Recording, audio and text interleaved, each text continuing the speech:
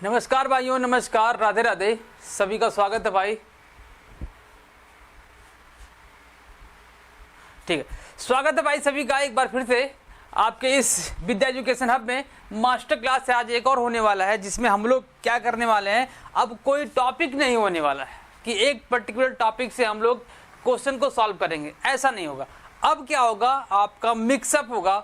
सारे टॉपिक से 2, 4, 5 क्वेश्चन निकाल के लेके आया हूं मैं आपके लिए, कि ताकि वहां से भी रिवीजन होता है और बाकी टॉपिक से भी क्या होते रहे, रिवीजन होते रहे। इसलिए हम लोग क्या करेंगे, अब सारे टॉपिक को मिक्स कर हम लोग क्वेश्चन को सॉल्व करेंगे। उम्मीद है कि आपको बहुत अच्छा लगेगा, क्योंकि बहुत प्यारे प्यारे क्वेश्चन आपके लिए मैं लेके आया हूं। ठीक है, आप लोगों ने न्यूज़ तो देख ही लिया होगा कि भाई एग्जाम क्या हो गया है, पोस्टपोन हो गया है। न्यू डेट आई है, क्या आई है, 21 और 22 जुलाई आई है। किसके लिए? ये टीजीटी का भाई न्यूज़ है, आपके यूपी का। यूपी टीजीटी का एग्ज़ाम डेट पोस्टपोन हुआ है। अब ये मई महीना होके कहाँ पे होगा, जुलाई में होगा, जैसा कि हम लोगों ने कल एक सेशन किया हुआ था। ठीक है, अब क्या होने वाला है, आप क्या करेंगे भाई, कुछ लोग सोचेंगे जो टीजीटी स्पेशल तैयारी कर रहे थे वो ब्रेक कर देंगे। भाई ब्रेक मत करिएगा पढ़ाई को, पढ़ाई कंटिन्यू करिएगा। ब्रेक करेंगे फिर से क्या होता है, जो आप पढ़े होते हैं चीज़ें माइंड से निकल जाती हैं। तो ब्रेक मत करिएगा, पढ़ाई को करिएगा। स्लो तो होना ही है पढ़ाई, लेकिन इतना भी स्लो मत करिएगा कि बाद में प्रॉब्लम हो। तो पढ़ाई करते रहिएगा, ठीक है, और पूरे सेशन को देखिएगा, क्योंकि एक एक क्वेश्चन बड़ा ही इंपॉर्टेंट है, बड़ा ही प्यारा क्वेश्चन है आप लोगों के लिए। ठीक है, चलो शुरुआत करते हैं। क्या है पहला क्वेश्चन, देखिए पहला क्वेश्चन क्या है, बेसिक है। कहां से आया है ये, अकाउंटिंग से निकल के आया है बेसिक क्वेश्चन। चलिए एक बार क्वेश्चन को पढ़िए और सॉल्व करिए, मजा आएगा भाई। क्या आएगा, मजा आएगा। सॉल्व करो भाई।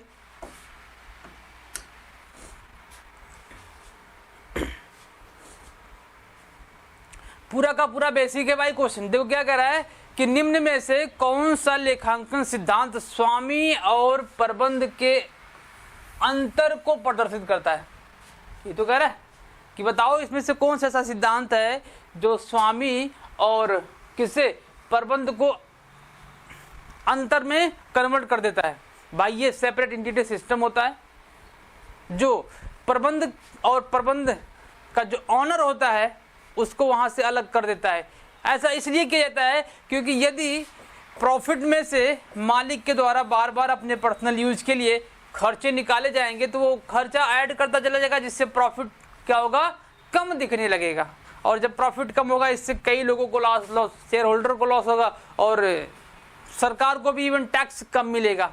वो अपने व्यय को बढ़ा के दिखा देगा, जिससे प्रॉफिट कम हो जाएगी, और प्रॉफिट कम होगा तो गवर्नमेंट को भी क्या हो जाएगा, टैक्स नहीं मिलेगा, और शेयर होल्डर को भी डिविडेंड का भुगतान कम मिलेगा।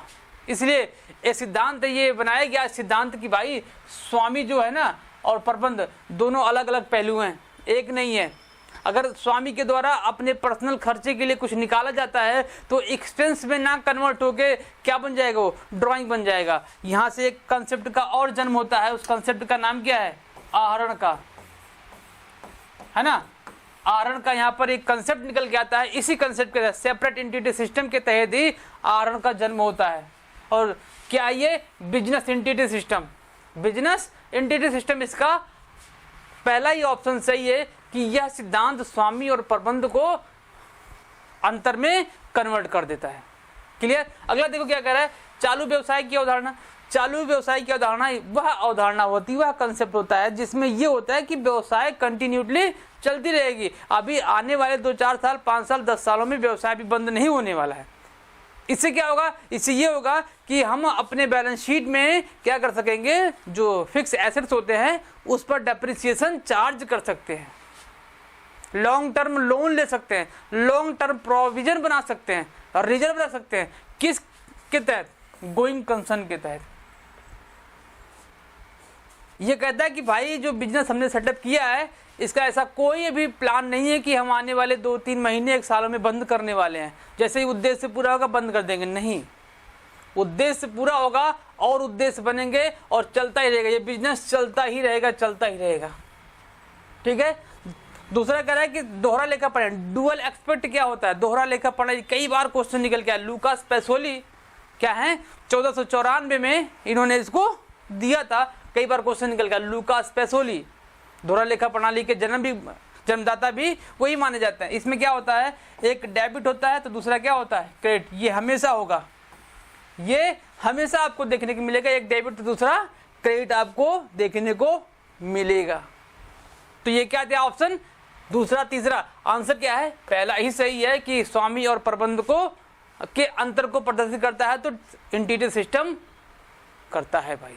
ओके, चलो अगला क्वेश्चन देखो। उम्मीद है कि आपको क्वेश्चन समझ में आया होगा।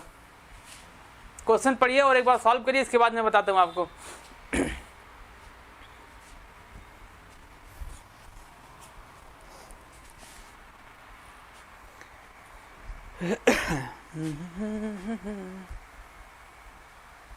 ओ, पढ़ लिए भाई, आंसर कर लिया आप लोगों ने। चलो मैं पढ़ाता हूँ आपको, बताता हूँ क्या है इसका। निम्नलिखित में से कौन सी मदें AS3 के अनुपालन में तैयार किए रोकड़ प्रवाह के विवरण में विशेष रूप से समाविष्ट करते हैं। भाई ये देखो AS का क्वेश्चन आ गया, और AS3 जो आपका है वो क्या है, कैश फ्लो। क्या है ये, कैश फ्लो है। AS3 कैश फ्लो है, और ये पूछ रहा है कैश फ्लो में ये चारों जो दिए गए हैं मद, इसमें से कौन कह रहा है कि रोकड़ प्रवाह विवरण में विशेष रूप से समाविष्ट होता है।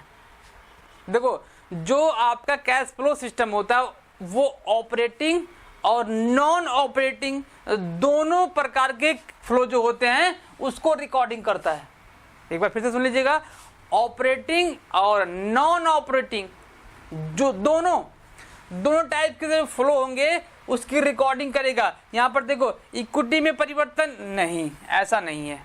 दूसरा कह रहा है कि संपत्ति के पट्टे पर प्राप्त करना, भाई यहाँ पे पैसा तो जा ही नहीं रहा है, यहाँ पैसा फ्लो ही नहीं हो रहा है, ना इन हो रहा ना आउट हो रहा है। तीसरा कह रहा है कि देखो operating and non operating cash information, किसका, operating and non operating cash flow information. ध्यान रखिएगा, कैश फ्लो जो कहता है आप याद करिएगा, कैश फ्लो AS3 है, AS3 कैश फ्लो, AS2 क्या है आपका, AS1 क्या है, अभी मैं आपको नेक्स्ट क्वेश्चन में बताने वाला हूँ।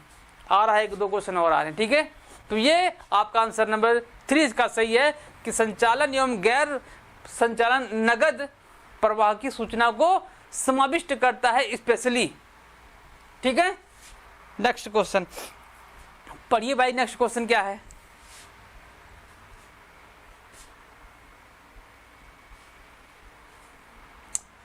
देखो क्या कह रहा है कि लेखांकन की दूरदर्शिता सिद्धांत के संबंध में निम्न में से क्या सत्य है। दूरदर्शिता सिद्धांत में यह बताया जाता है कि भाई कि जो फ्यूचर के आपके प्रॉफिट है उसको ध्यान में मत रखिए, फ्यूचर के प्रॉफिट को ध्यान में नहीं रखना है।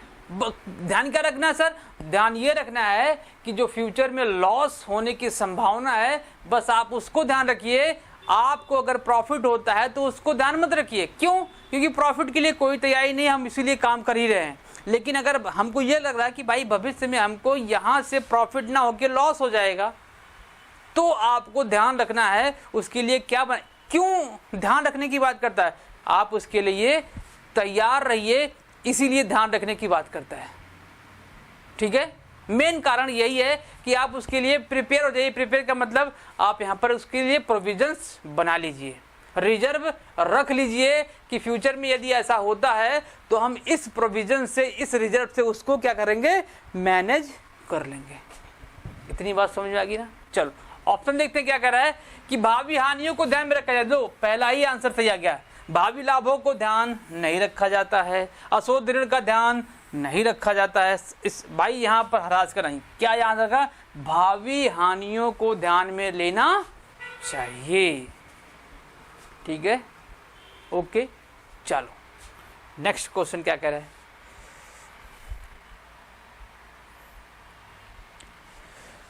ये देखो क्या आ गया भाई, क्वेश्चन अच्छा आ गया। क्या कह रहा है कि निम्नलिखित में से कौन सा लेखांकन समीकरण है। आ जाओ, अभी हम लोगों ने एक पढ़ा था ना, दोहरा लेखा प्रणाली पढ़ा ना, यही तो था भाई। मैं आपको इसका सीधा सीधा सिंपल फंडा बताता हूं, आप उसी में इसको एडजस्ट कर लीजिएगा। देखो सबसे मेन इसका जो दोहरा लेखा प्रणाली का समीकरण है, ये समीकरण की तो बात कर रहा है, समीकरण सबसे मेन वाला क्या मैं मेन वाला लिखता हूं, उसी को आप समझ लीजिएगा और बार बार उसी को ट्रांसफर करके निकाल लीजिएगा। क्या होता है, सबसे पहले यहां पर एसेट्स देखा जाता है, एसेट्स इज इक्वल टू जो आपके लायबिलिटीज हैं प्लस कैपिटल है, ये इसका मेन समीकरण है भाई। अब इस एक समीकरण से आप 3 समीकरण बना सकते हो। देखो कैसे, कह रहा है कि अगर आपको लायबिलिटी चाहिए तो लायबिलिटी को उसके स्थान पर रहने दो भाई, लो रहने दिया, लायबिलिटी को उसके स्थान पर रहने दो, रोक दो वहीं पर। अब इसको इधर लेके आओ तो एसेट्स माइनस क्या हो जाएगा, कैपिटल हो जाएगा। लो एक ये बन गया, एक ये बन गया, दूसरा बना लो, तीसरा बना लो। अगर आपको क्या चाहिए, कैपिटल चाहिए, तो लायबिलिटी के यहां निकाल दो, तो एसेट माइनस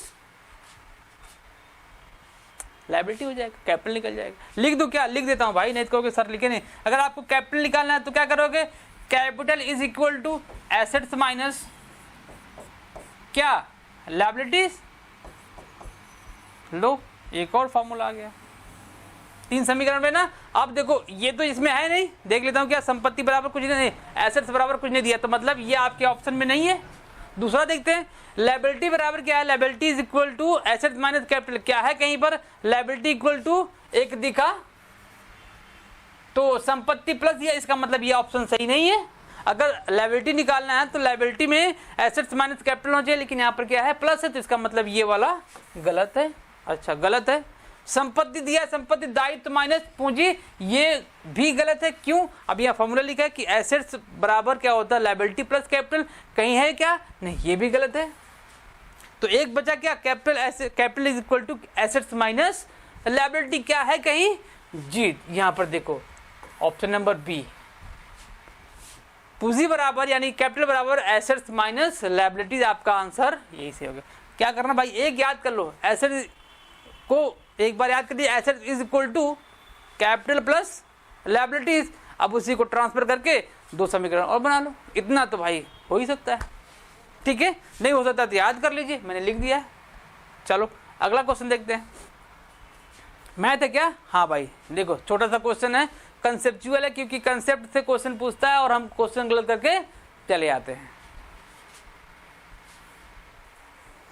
ये क्वेश्चन जब तक नहीं सॉल्व कर पाओगे, कब तक भाई, जब तक आपको कंसेप्ट क्लियर नहीं है, क्योंकि ये कंसेप्चुअल क्वेश्चन है। ये क्या, देखो कि एक व्यापार में 1 जनवरी को शुद्ध संपदा, मतलब क्या, नेट एसेट्स दिया गया है।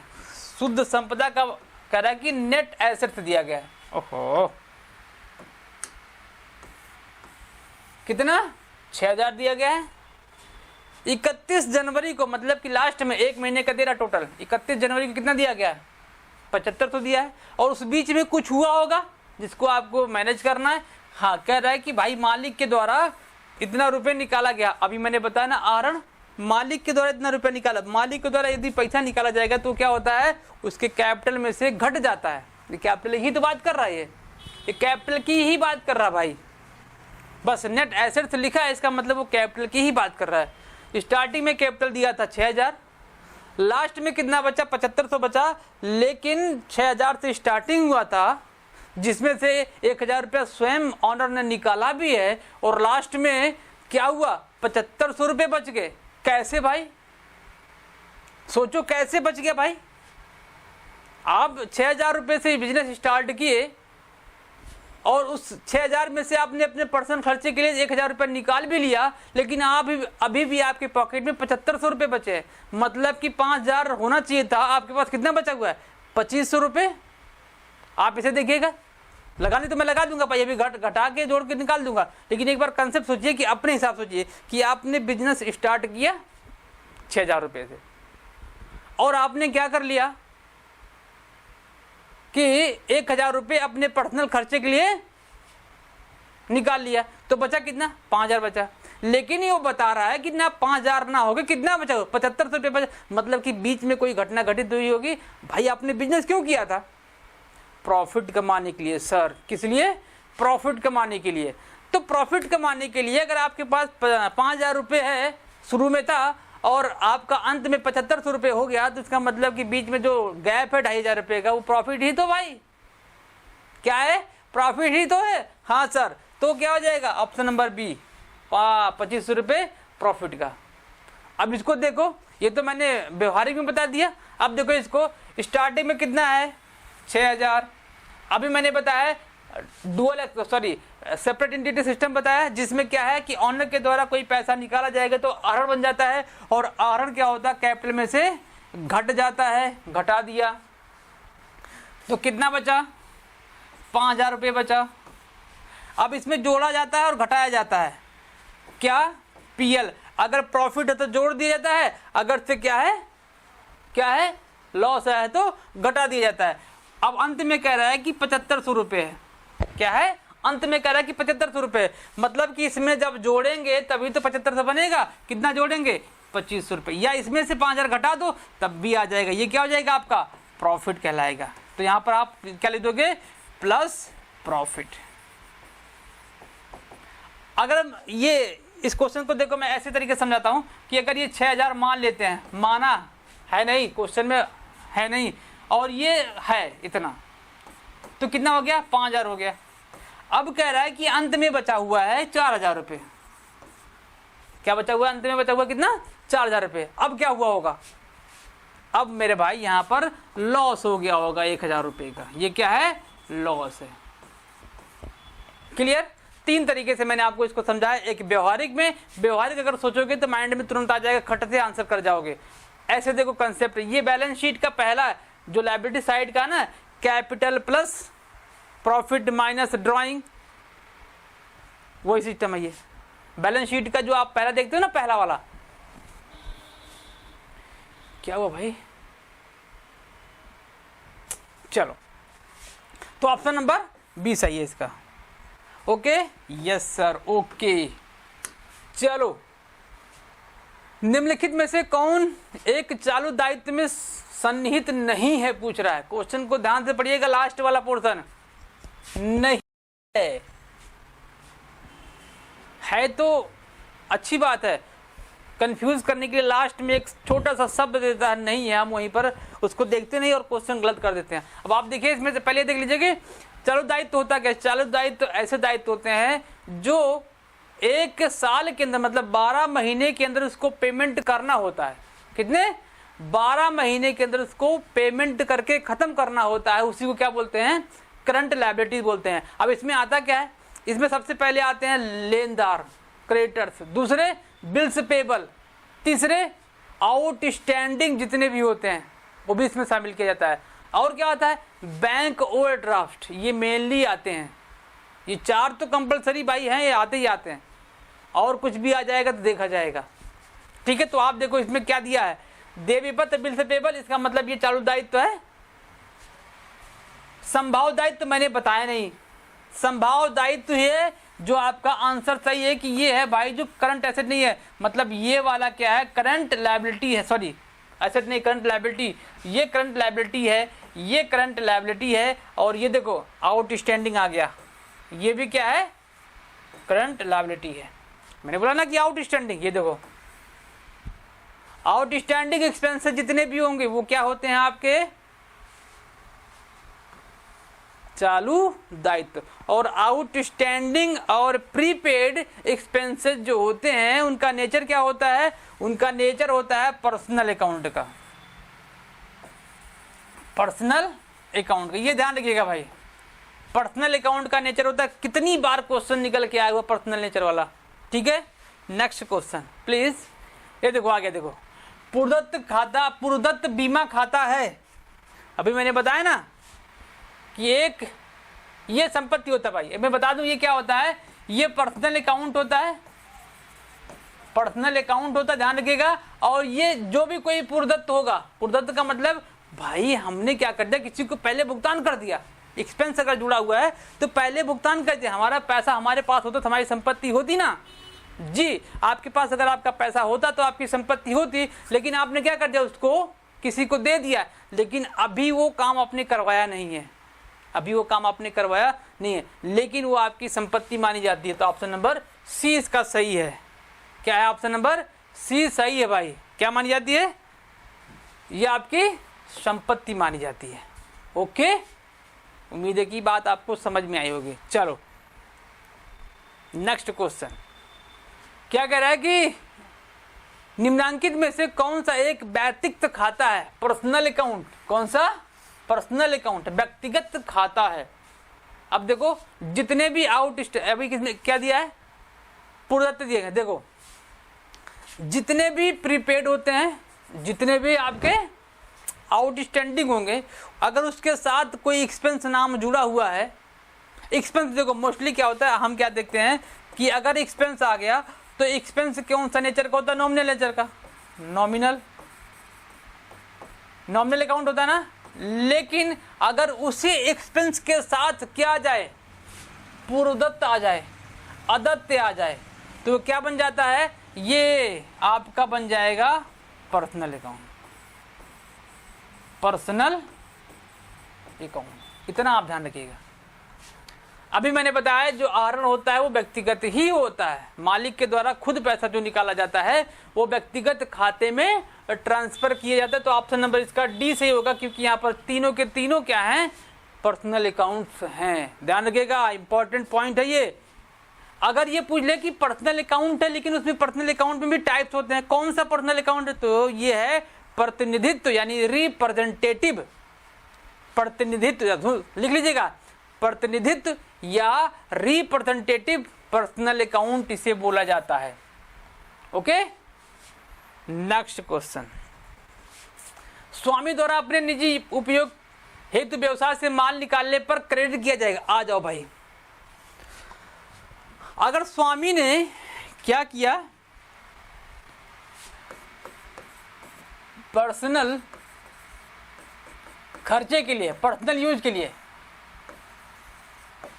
अगर से गुड्स निकाला है तो एंट्री क्या होगी? अगर कैश निकाला है तो एंट्री क्या होगी? ओह सॉरी, ये गुड्स निकालेगा तब एंट्री क्या होगी? क्योंकि वो क्वेश्चन एंट्री वाली है, बस उसने क्या कर दिया? एंट्री ना पूछ के बस डेबिट और क्रेडिट पूछ लिया है। आप देखो गुड्स निकालेगा दोनों केस में भाई, दोनों केस में ड्राइंग होंगे डेबिट भैया। ड्राइंग अकाउंट डेबिट, यहां भी कर दो drawing account debit, drawing account debit. अच्छा बचेगा कौन सा? क्रेडिट। लो क्रेडिट। अगर उसने गुड्स निकाला है तो स्टॉक निकाला होगा। गुड्स का मतलब माल ही तो निकाला होगा। माल कहां से निकालेगा? स्टॉक में से। और स्टॉक कहां से आया होगा? जो सेल कर दिया। अरे जो सेल कर दिया तो चला गया भाई। जो परचेज करके आप लाके रखे हुए हैं अपने गोडाउन में, स्टॉक में, वही तो निकालेगा। तो इसका मतलब कम क्या होगा? स्टॉक कम होगा। स्टॉक नहीं लिखेंगे, स्टॉक नहीं कम होगा, वहां पर क्या कम हो जाएगा? परचेज कम हो जाएगा। वैसे परचेज हमेशा क्या होता है? डेबिट होता है ना, परचेज हमेशा डेबिट। लेकिन इस केस में परचेज क्या होता है? यहाँ पर क्रेडिट होता है। परचेज एक दो केसेस में और क्रेडिट होता है। कब? जब माल नमूने में दिया गया हो तब क्रेडिट होगा, जब माल जलकर नष्ट हो गया होगा तब क्रेडिट होगा। क्लियर? तो यहां पर क्रेडिट क्या होगा? परचेज। यहां पर पैसा दिया तो पैसा क्या हो जाएगा? क्रेडिट हो जाएगा। तो क्वेश्चन क्या पूछ रहा था भाई? कह रहा कि अपने क्या निकाला है? अपने निजी प्रयोग हेतु क्या निकाला? माल निकाला है। इसका मतलब क्या होगा? परचेज खाता क्रेडिट होगा। देख लो, परचेज खाता क्या होगा? क्रेडिट होगा। क्लियर? तो ऑप्शन नंबर 20 का सही है, परचेज अकाउंट। ओके, चलो नेक्स्ट क्वेश्चन चलते हैं। भारतीय लेखांकन मानक परिषद ASBI द्वारा निर्मित प्रथम लेखांकन, ये देखो आ गया, क्या आ गया? प्रथम लेखांकन की बात कर रहा भाई। इसकी बात कर रहा है, ये प्रथम लेखांकन की बात कर रहा है। अब देखो ये क्या है? अकाउंटिंग स्टैंडर्ड बोर्ड है ना। ये एएस बनाता है। क्या बनाता है? एएस का काम इसका है। तो ये पूछा इसके अनुसार AS1 कौन है? AS1 C वाला है, प्रकटीकरण डिस्क्लोजर ऑफ अकाउंटिंग पॉलिसीज। इसमें क्या होता है भाई, इसमें ये होता है कि जो भी आपके संभावित दायित्व है या फिर ऐसे कुछ परिवर्तन हैं जो आप अपने व्यवसाय में करना चाह रहे हैं, तो ये कंसेप्ट कहता है अगर आप उसको चेंज करना चाह रहे हैं, जैसे डेप्रिसिएशन का मेथड, अगर आप WDV से स्ट्रेट लाइन मेथड करना चाह रहे हैं तो आपको क्या करना पड़ेगा, उसको बताना पड़ेगा। कहाँ पर, बैलेंस शीट के नीचे आपको एक नोट लिखना पड़ेगा कि मैंने इस ईयर से ये फॉलो किया, लेकिन ये मेरे व्यवसाय के लिए सुटेबल नहीं है, मैं अब इस वर्ष से इस मेथड को अप्लाई करूंगा। तो ये क्या हो गया, डिस्क्लोजर ऑफ अकाउंटिंग पॉलिसीज, ये AS फर्स्ट है। क्लियर। अब देखो स्कंद वैल्यूएशन ऑफ इन्वेंट्री, ये AS2 है भाई, ये क्या है, AS2 है, ये AS2 वैल्यूएशन ऑफ इन्वेंट्रीज। इससे बार बार क्वेश्चन आता है कि वैल्यूएशन ऑफ इन्वेंट्री से कि अगर स्कंद का मूल्यांकन किया जाए कि उसको किस मूल्य पर दिखाया जाए, तो उसकी जो वैल्यू है उससे और बाजार मूल्य से कंपेयर करेंगे, जो दोनों में से कम होगा उसी से उसका वैल्यूएशन किया जाएगा, ये बताता है। हरास क्या है, AS6 है मेरे भाई, AS6 की बात करता है डेप्रिसिएशन। ओके। रेवेन्यू रिकॉग्नाइज 9, कौन सा 9। AS10 fix asset, AS13 investment, AS14 amalgamation, AS20 earning per share, AS21 consolidation balance sheet और AS19 लीज है। क्या है, लीज है। और AS7 क्या है आपका, कॉन्ट्रैक्ट। तो आपको ये सब चीजें जरूर याद होनी चाहिए, क्योंकि AS से एक क्वेश्चन 110% आपका निकल के आने वाला है। चाहे यही पूछ ले कि AS कौन है, ये किससे संबंधित है, या AS के नीचे अंदर वाली चीजें निकाल के आपसे पूछ लेगा कि भाई अगर ये है तो ये किस AS से संबंधित है, इस टाइप का क्वेश्चन। ओके, चलो क्या है ये चार्टर्ड अकाउंटेंट। भाई इसमें कुछ नहीं करना है, ये कब है, 1951, 1955, 1959, कब है, 1949। इसका आंसर क्या है, जो आपका चार्टर्ड अकाउंटेंट अधिनियम बना था कब, 1949 में। ये आपको याद करने वाली चीजें, समझाने वाली कुछ है नहीं। एक लिपिक रमेश को भुगतान किए गए वेतन को क्रेडिट किया जाएगा। आप देखो कुछ लोग तो मेरे भाई क्या होंगे ना कि रमेश को वेतन दिया तो एंट्री क्या भर देंगे, Ramesh account debit to cash account. ये मैं ऐसा क्यों कह रहा हूं, इसलिए मैं ऐसा कह रहा हूं क्योंकि हमारे कॉलेज में ऐसे कई बच्चे गलती कर चुके हैं, जो अभी नए नए बच्चे 12th पास करके आए हैं, जिनका एडमिशन नया नया हुआ है, वो ये गलती ज़्यादा कर रहे हैं। BCom फर्स्ट ईयर में जिनका एडमिशन हुआ है वो ये गलती ज़्यादा कर रहे हैं। क्या कर रहे हैं, रमेश को वेतन दिया, वो रटके आए हुए हैं। अगर वेतन दिया इसका मतलब पैसा गया है, पाया कौन है, रमेश। तो Ramesh account debit to cash account, ऐसे करते हुए वो क्वेश्चन को गलत कर दे रहे हैं, लेकिन ऐसा एक्चुअल में है नहीं। क्यों, क्योंकि उनको अभी कंसेप्ट नहीं पता है, इसलिए वो गलत कर रहे हैं। कंसेप्ट पता होता तो एंट्री क्या करते, सैलरी अकाउंट डेबिट टू पैसा कर देते भाई। क्यों, क्योंकि पैसा जाएगा, सैलरी नहीं जाएगा। सैलरी क्या है, एक्सपेंसेस है, और एक्सपेंसेस जब जब बढ़ेगा तो क्या होगा, डेबिट होगा। और नॉमिनल अकाउंट भी तो यही कहता है कि all expenses and losses should be debited. तो ये क्या हो जाएगा, डेबिट हो जाएगा। क्या पूछ रहा है, क्रेडिट किया जाएगा, तो क्रेडिट क्या किया जाएगा, पैसा क्रेडिट किया जाएगा, ना कि वेतन, ना कि रमेश, ना कि लाभानी खाता। ठीक है, नेक्स्ट क्वेश्चन।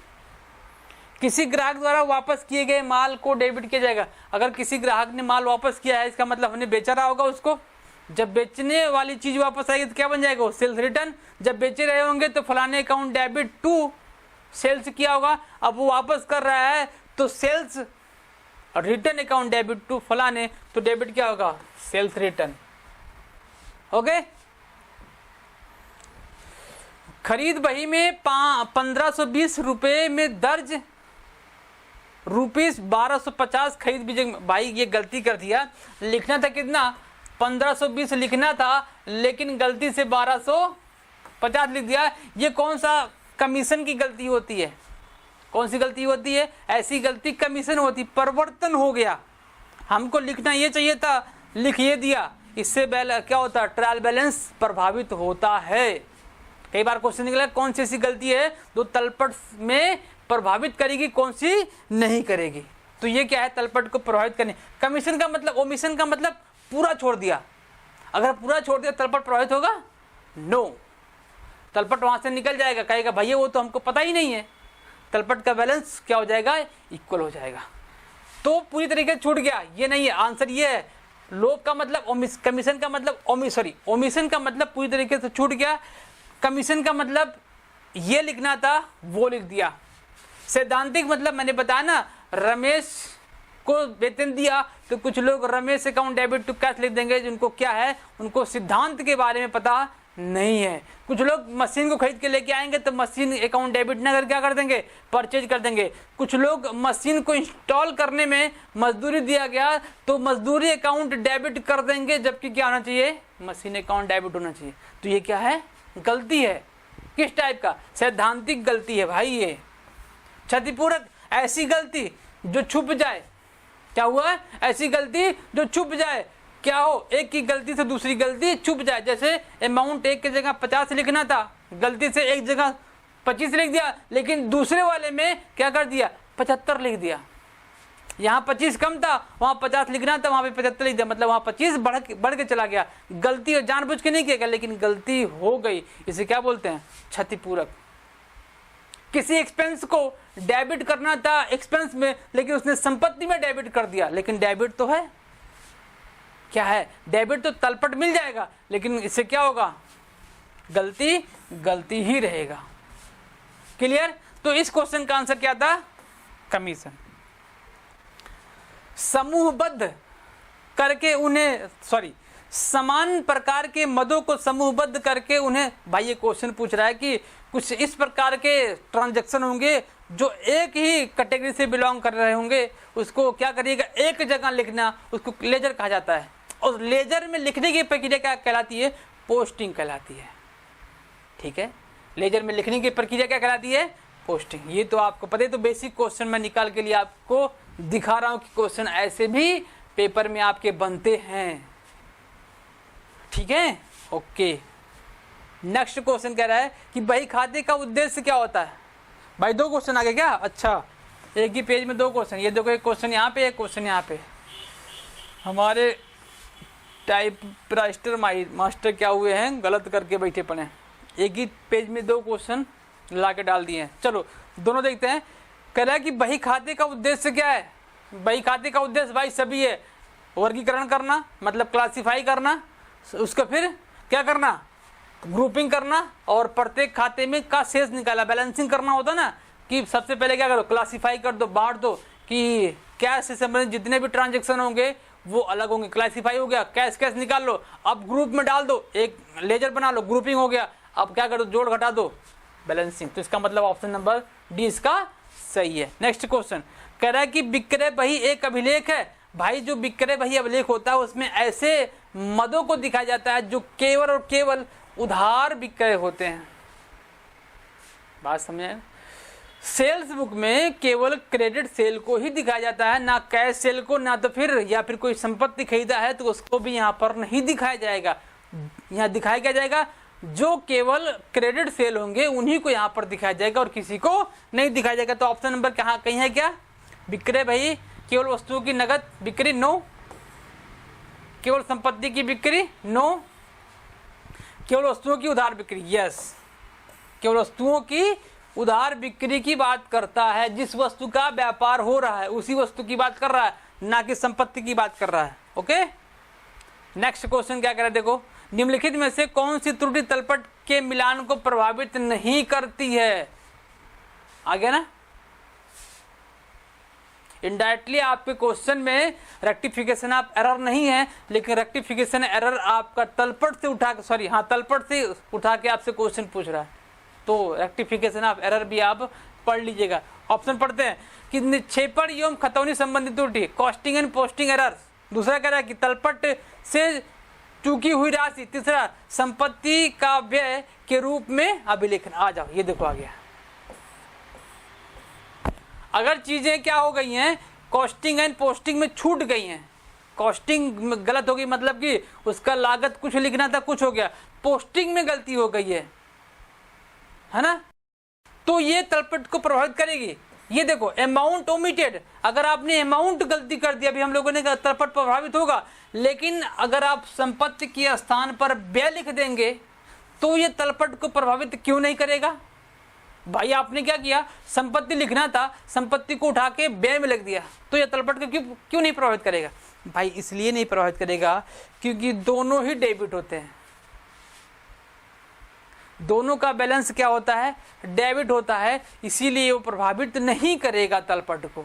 अच्छा सर ये बात है, हाँ भाई यही बात है कि तलपट को प्रभावित नहीं करेगा अगर आप संपत्ति को व्यय वाले कॉलम में ले जाकर दिखा देंगे। क्लियर, बात समझ आएगी ना? तो चलो आ जाओ अगला क्वेश्चन। तलपट में दिखाया हुआ अंतिम रहतियां बैलेंस शीट में दिखाया जाता है। तलपट में जो चीज दिखाई गई वो एक ही जगह जाती है जहां उसका नेचर है, लेकिन अगर एडजस्टमेंट में दिया तो दो जगह जाएगा, उसका जहां जहां नेचर होगा। तो तलपट में अगर अंतिम रहतियां दिया गया है तो केवल बैलेंस शीट में जाएगा, ना कि ट्रेडिंग अकाउंट में। क्लियर। एक कंपनी अपने अंशों को बेच सकती है, ये देखो क्वेश्चन बदल गया। वो कई चैप्टर से मैं क्वेश्चन अकाउंटिंग वाला निकाल के लेके आया था, तलपट से भी था, लेजर भी था, जनरल एंट्री भी था, ये देखो फाइनल अकाउंट भी था। अब आ गया ये कंपनी ला, सॉरी ये आ गया, हाँ कंपनी ला है। एक कंपनी अपने अंशों को बेच सकती है भाई सबके द्वारा, स्वयं भी बेच सकती है, अंडर राइटर को भी देके बिचवा सकती है, और स्टॉक एक्सचेंज से भी अपने शेयर को सेलिंग करवा सकती है। तो ऑप्शन नंबर डी इसका सही है। एक सार्वजनिक निगम का अर्थ होता है भाई, वो क्या होता है, वैधानिक। कितनी बार ये क्वेश्चन हम कर चुके हैं, कई बार मैं इसको समझा चुका हूँ। तो जो सार्वजनिक निगम होता है मतलब कि पब्लिक कॉरपोरेशन होता है, वो वैधानिक निगम होता है। ये वैधानिक निगम क्या होते हैं, ये स्पेशल संसद में एक विशेष प्रस्ताव पारित करके ही इनका इनकॉर्पोरेशन किया जाता है। इसका कोई कंपनी अधिनियम में इसका कोई रजिस्ट्रेशन वगैरह नहीं होता है, ये डायरेक्ट संसद में क्या होते हैं, पारित होते हैं एक विशेष प्रस्ताव के द्वारा। Next question. एक सीमित दायित्व वाली सार्वजनिक कंपनी के सामान्य सभा के लिए कार्यवाहक संख्या, ये देखो मैं क्या मिनिमम लिख देता हूं, मिनिमम ये आपका आ गया, दो कंपनी है, एक प्राइवेट में मिनिमम कितने होते हैं, दो होते हैं, जबकि आपके कौन से पब्लिक सार्वजनिक कंपनी में 5 होते हैं। क्या होते हैं, 5 होते हैं, ये मिनिमम होने चाहिए। अब इसके लिए 3 कैटेगरी बनाए गए हैं। क्या बनाए गए हैं, 3। अगर 1000 बिलो मेंबर्स हैं, मतलब शेयर होल्डर हैं, कितने 1000 से कम मेंबर्स हैं, तो ये कोरम कितना होना चाहिए, 5 होना चाहिए। अगर से 1000 के टू 5000 के है तो कितना होना चाहिए, 15 मेंबर्स कम से कम होने चाहिए। लेकिन अगर से क्या होना चाहिए, 5000 मोर देन होना, 5000 के मतलब 1000, तो कितने होने चाहिए, 30 मेंबर होने चाहिए। ये आप ध्यान रखिएगा, ये क्वेश्चन आपसे बन सकता है, इसलिए मैंने आपको बता दिया कि अगर एक नॉर्मली कुछ नहीं लिखता है, इसमें देखो कुछ नहीं लिखा है, तो इसका मतलब क्या है, 5 मेंबर्स होंगे, एक कार्यवाहक संख्या जो कोरम होता है, एक सामान्य सभा, और सामान्य सभा कब होती है, साल भर में एक बार होता है। ठीक है, चलो विवेकीकरण में सम्मिलित है। विवेकीकरण में भाई क्या है, वैज्ञानिक पद्धति। विवेकीकरण होता क्या है, इसमें नए नए टेक्नोलॉजी का यूज किया जाता है। इससे क्या होता है कि श्रमिक डर जाते हैं, और जब डर जाते हैं किसके कारण से, छटनी के कारण से, और इसका ये विरोध करते हैं कि विवेकीकरण नहीं होना चाहिए। क्यों, क्योंकि अगर विवेकीकरण हो गया तो हम उस टेक्नोलॉजी के साथ अपने आप को सरवाइव नहीं कर पाएंगे, उस कारण से हमको उस बिजनेस से, उस व्यवसाय से, उस उद्योग से हमको निकाल दिया जाएगा। इसलिए श्रमिक इसका विरोध करते हैं। ये टोटल डिपेंड किस पे होता है, वैज्ञानिक प्रबंध पर होता है। है ना मजेदार क्वेश्चन भाई। चलो लो, सेकेंड लास्ट क्वेश्चन कह रहा है कि किसी समस्या का समाधान करने के लिए वैकल्पिक उपायों में से किसी एक उपाय का चयन करने का मतलब कि होता है डिसीजन मेकिंग। सोचना ही नहीं है भाई, प्लानिंग व्लानिंग कुछ नहीं, ना तो प्लानिंग, निर्देशन, नियंत्रण नहीं, प्लानिंग नहीं होता, ये निर्णय होता है, डिसीजन मेकिंग होता है कि कई सारे आपके पास टॉपिक हैं जिसमें से आपको एक सेलेक्ट करना है, तो वो आपका डिसीजन मेकिंग कितना अच्छा, कितना इम्प्रूव है कि आप कितनी जल्दी एडहॉक डिसीजन ले सकते हैं, वो किस में आता है, डिसीजन मेकिंग में आता है। और किसी भी प्रबंधक के अंदर ये एबिलिटी कूट के भरी होनी चाहिए, कूट के। क्यों? क्योंकि अगर डिसीजन ही नहीं ले पाओगे भाई तो क्या कर पाओगे, कुछ नहीं। कुछ हैं ऐसे जानने वाले हमारे भी कि जो डिसीजन सही रूप से नहीं ले पाते हैं और वो गर्त में पड़े हुए हैं। क्या है? वो गर्त में पड़े हुए हैं और वो गर्त में रहेंगे भी हमेशा। क्यों? क्योंकि वो डिसीजन मेकिंग ही नहीं कर पाते सही से। ठीक है, तो ये क्या है, डिसीजन मेकिंग है इस क्वेश्चन का आंसर। क्वेश्चन नंबर नेक्स्ट क्या कह रहा है, व्यवसायिक संगठन में गाजर और छड़ी, गाजर का मतलब क्या होता है, नॉर्मल बिहेवियर, छड़ी का मतलब मार दो पीट दो। जैसे हम लोग क्या करते थे जब हम लोग हमारा पढ़ाई हुआ करता था 1, 2, 3 या 5 में, जब तक खूब पीट खाए हैं, बहुत मार खाए हैं हम लोग, तो छड़ी का वहाँ यूज ज़्यादा होता है कि भाई ले छड़ी ले लेकिन पढ़, तू पढ़, छड़ी ले लेकिन पढ़। यहाँ क्या, छड़ी खाओ और काम करो। छड़ी का मतलब हम मारना नहीं भाई, स्ट्रिक्ट रहना है। कर्मचारियों के साथ एकदम से प्यार से भी रहिए, लेकिन प्यार से अगर ना समझे तो थोड़ा सा उससे अलग भी थोड़ा सा हट के काम करिए। तो ये क्या है, मोटिवेशन का काम करता है। गाजर खिलाओ प्यार से और काम करवाओ, नहीं माने तो छड़ी दिखाओ फिर काम करवाओ। तो ये दोनों गाजर और छड़ी किसके काम आते हैं, उत्प्रेरक और अभिप्रेरणा के लिए काम आते हैं। ठीक है, क्या और कोई क्वेश्चन है? नहीं है। तो ये आपके कितने क्वेश्चन, 25 क्वेश्चन। और क्या ये मिक्स हैं, कोई टॉपिक से ऐसा नहीं है कि एक ही पर्टिकुलर टॉपिक से क्वेश्चन आ रहे हैं। तो मिक्स क्वेश्चन अब आपके साथ डेली बेसिस पे आते रहेंगे, 25 से 30 क्वेश्चन। जैसे आपका एग्जाम नज़दीक होगा तो ये क्वेश्चन बढ़ के 50 क्वेश्चन तक पहुंच जाएगा। ठीक है, ओके। उम्मीद है कि आपको क्लास अच्छा लगा होगा। अगर क्लास अच्छा लगा भाई, चैनल को सब्सक्राइब जरूर कर लीजिएगा। शेयर मत करना, खुद पढ़ो, दूसरे के पास शेयर मत करिएगा। और अच्छे से पढ़िएगा। पेपर का डेट पोस्टपोन हुआ भाई, कैंसिल नहीं हुआ है कि अब पेपर होगा ही नहीं, तो पोस्टपोन हुआ है। 21 और 22 जुलाई भी आपके साथ जल्दी मिलने वाला है, तो पढ़ते रहिएगा। ठीक है, मिलते हैं अगले क्लास में, तब तक bye bye and take care. Radhe Radhe.